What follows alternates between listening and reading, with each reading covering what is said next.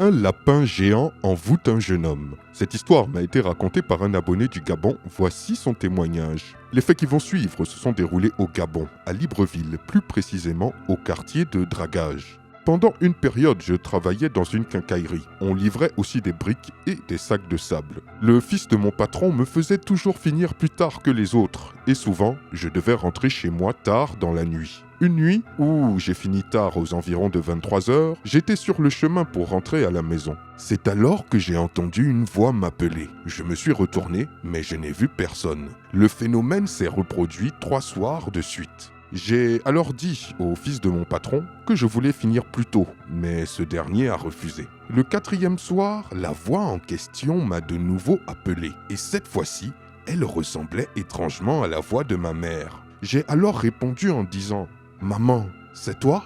Et là, j'entendis une réponse provenant de derrière un manguier qui me disait « Oui, mon fils, c'est moi ». Je me suis alors approché de plus près. Et c'est là que je vis devant mes yeux un lapin géant en train de sautiller. Ce dernier s'arrêta devant moi et me dit « Je m'appelle Djenmeko.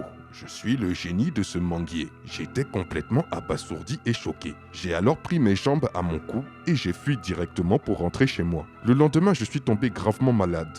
Aucun docteur ne sut guérir mon mal et mes parents ont décidé de m'emmener chez le tradipraticien. Ce dernier me révéla alors que c'était le fils du patron de la quincaillerie qui s'était transformé en ce lapin génie pour prendre ma vie et s'en servir afin de faire continuer à prospérer le business de son père, et que c'était pour ça qu'il me faisait rester tard au travail chaque soir. Le tradipraticien me prescrivit des remèdes à base de plantes, et je pus recouvrer la santé.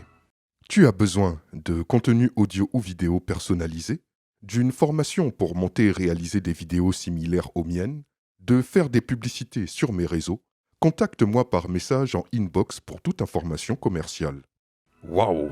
Quelle histoire effrayante et surprenante. Dites-moi ce que vous en pensez dans les commentaires et je vous dis à très bientôt pour une nouvelle vidéo. C'était Takashi Jiesh numéro 1 sur les histoires mystiques de l'Afrique.